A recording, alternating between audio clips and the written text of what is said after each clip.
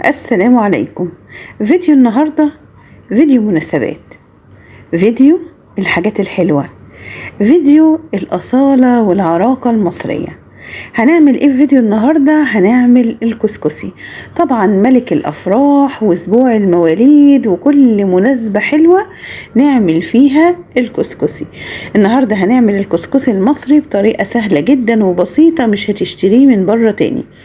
انا شيرين ودي قناتي حلو وحادق مع شيرين.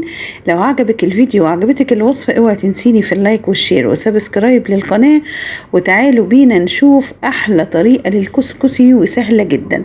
يلا بينا. مقاديرنا سهلة جدا، معانا 2 كيلو من الدقيق، معانا بيكنج باودر، معانا مية عادية جدا من الحنفية. كل ده اللي هنحتاجه في وصفة النهاردة. طبعا هننزل بكمية الدقيق اللي انت محتاجاها واللي انت عايزة تعمليها تقدري تعمليها. انا طبعا هنا عاملة 2 كيلو، لو انت حابة تقللي او تزودي امشي على نفس التكنيك والخطوات اللي احنا هنعملها، وان شاء الله هيطلع معاكي مظبوط. اي كمية دقيق بالمواصفات دي ان شاء الله هتطلع معاكي مظبوطة وزي الفل. نزلنا ب2 كيلو من الدقيق، طبعا ده متعدد الاستخدامات، وممكن تشتري دقيق عادي من عند العطار عادي، بس تقولي له نوع فاخر ويكون كويس.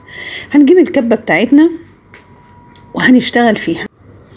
طبعا الطريقة دي اسهل واسرع طريقة لعمل الكسكسي. حطينا الدقيق، ما حطيناش عليه اي مكونات، حطينا الدقيق وهننزل بالمية بالتدريج زي ما انتم شايفين.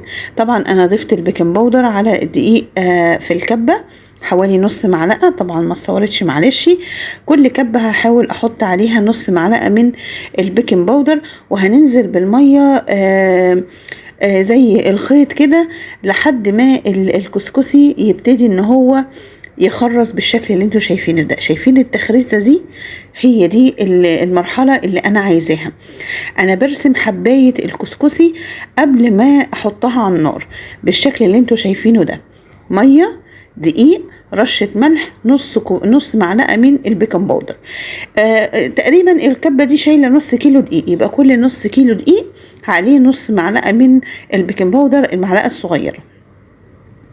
هنفضي بقى الكسكسي بالشكل اللي انتوا شايفينه ده، وهنكمل بقية كمية الدقيق بنفس الطريقة، وهنضيفهم على بعض بالشكل اللي انتوا شايفينه ده.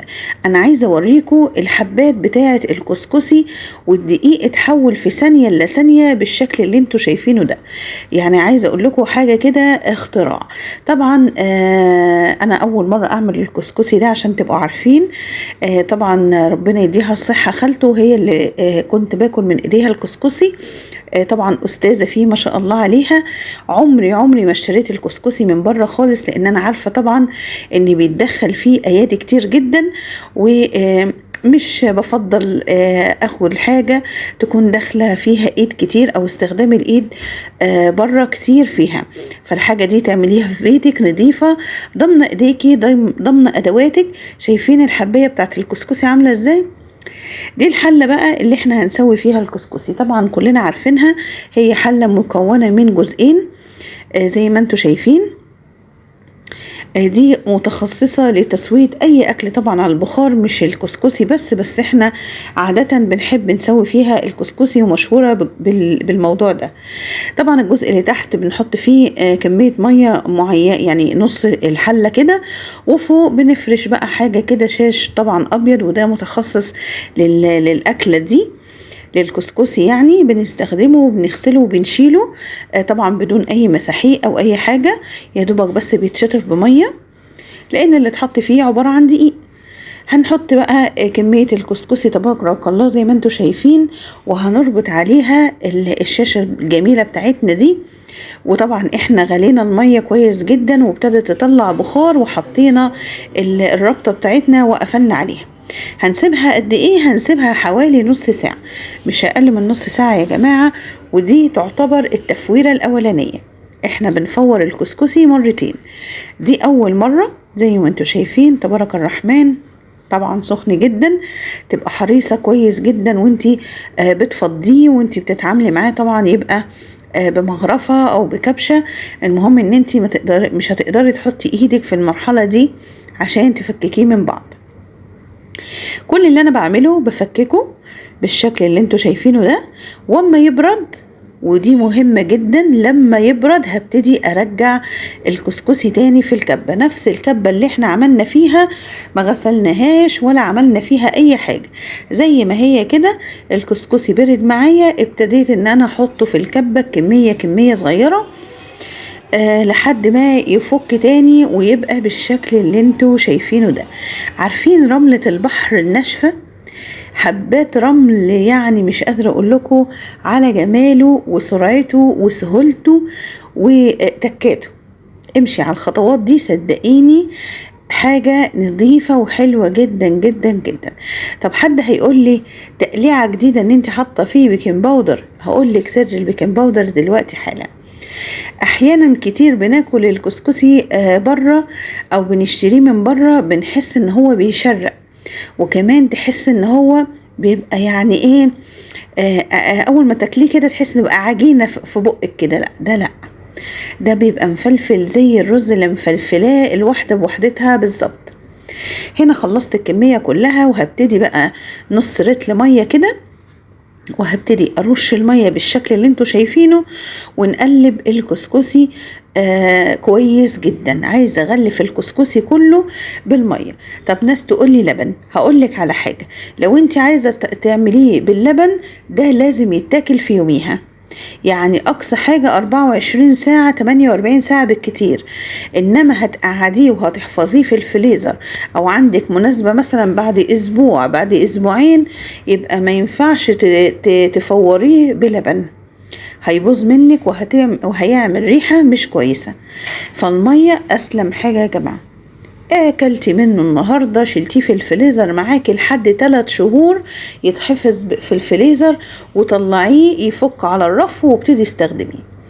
غلفنا بالمية اللي انتوا شايفينها دي، غلفنا كل الكسكسي بتاعنا بالشكل ده عشان نجهزه للتفويرة التانية. نزلناه في نفس الشاشة تاني، والحلة على النار، المية بتغلي فيها ومطلعة بخار عادي جدا.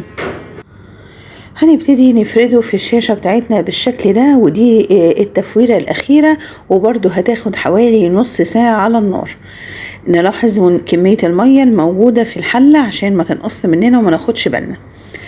بعد نص ساعة بقى بالشكل اللي انتوا شايفينه ده، تحسوا انه اللون ابتدى ياخد لون صفار شوية، مع اننا ما حطيناش اي حاجة، بس دي علامات التسوية. طبعا اول مرحلة كان ابيض خالص، المرحلة التانية تحس ان هو بقى اوف وايت، المرحلة الاخيرة دي ابتدى الحباية الكسكسي تصفر كأنك حاطة عليها زبدة بالظبط، مع اننا ما حطيناش اي حاجة غير المية. زي ما انتوا شايفين بقى ما شاء الله، شايفين الحبات بتاعته ابتدت تترسم، وبقى شكل الكسكسي العادي جدا اللي احنا بنشتريه. عايزه اقول لكم بمبلغ من بره، الموضوع سهل، الموضوع بسيط، مش محتاج اي يعني افتكاسات. عايزه اقول لكم كل المطلوب في العمليه دي النظافه النظافة النظافة النظافة. لان طبعا انتي واثقة من ادواتك، واثقة من نظافة ايدك. فانا اما عرفت طريقته وابتديت اعمله، قلت انا كان فعلا يعني قلبي كان حاسس ان انا ما اشتريش المنتج ده من بره ايا كان. شايفين ما شاء الله تبارك الرحمن، يعني حاجة والله الكاميرا ظلمة لونه وظلمة شكله، حاجة كده يعني تبارك الرحمن. عايزاكم تجربوه واعرف رأيكم في الكومنتات، واللي بيحب الكسكسي قولولي بتعملوه ازاي، لان احنا بنحبه بالسكر وفي ناس بتحبه طبعا حادق. هو حلو وحادق، بيتعمل بسكر وبيتعمل بشوربة، ممكن جنبيه حمام، ممكن جنبيه بط، زي ما انت حابة. ليه وصفات كتير، وطبعا اخواتنا المغاربه بيحبوه جدا. يعني على ما اعرف يعني واتذكر ان هم يوم الجمعه ده بالذات لازم ياكلوا وجبه الكسكسي بعد صلاه الجمعه. انا كده عبيته زي ما انتم شايفين، وهنحفظه في التلاجة. وتعالوا بقى نعمل لنا حبة كسكسي كده بالزبدة الصفرة كده، ندوق. ما احنا لازم ندوق يا جماعة، واحنا هنشيله كله لازم ندوق حبة كده ايه، وندوق الولاد ونشوف الجمال والتكات اللي احنا عملناها. سيحنا حبة زبدة كده ونزلنا عليهم بكمية بسيطة. وعايزة اقولك برضو على تركة مهمة جدا، الكسكسي مش بيتعمل ويتركن. يعني انت لو حابة تعملي الاكياس اللي هتحطيها في الفريزر كميات معينة على قد استخدامك وعلى قد عدد اسرتك، بحيث ان انت لما تعمليه يدوب على قد الافراد الاسرة، ما بيتركنش، ما بيتحطش في التلاجة عليه سمنة خالص. زي ما انتوا شايفين تقدري تحطيه على الرف من غير سمنة لمدة اسبوع في حلة متغطية، انما اكتر من كده لازم تحطيه في الفريزر. قلبنا كويس جدا في السمنة زي ما انتوا شايفين. وعايزه اقول لكم تختلفوا وتتفقوا معايا، الكسكسي يعني سمنه بلدي، جاموسي، بقري، زي ما انت حابه. ما بفضلش اعمله بسمنه نباتي، طبعا بيفقد طعمته، وهو سر الطعامه بتاعته في السمنه البلدي اللي احنا بنحطها له. احنا هنا زي ما انتوا شايفين بنغرف لنا بقى كام طبق كده عشان نقدمه بقى ايه وندوق. عايزه اقول لكم ما خدش معايا ساعه زمن والله. حطينا بقى السكر البودر، تقدري هنا بقى تحطي مكسرات، تقدري تحطي لبن، حليب، زي ما انت بتحبي تفضلي وبتحبي طعمه اعملي. احنا حابينه بالسكر زي ما انتوا شايفين كده، ما شاء الله. عايزه اقول لكم طعمه روعه. احنا خدنا بقى الطبق ده يعني خلاص هو بتاعنا يعني، بس احنا هنزود بقى شويه سكر كده عشان نداري ان احنا كلنا اي حاجه. شايفين ما شاء الله تبارك الرحمن، وصفة حلوة وسهلة وسريعة، وتقدري تعمليها في مناسباتك الحلوة، في نجاح أولادك.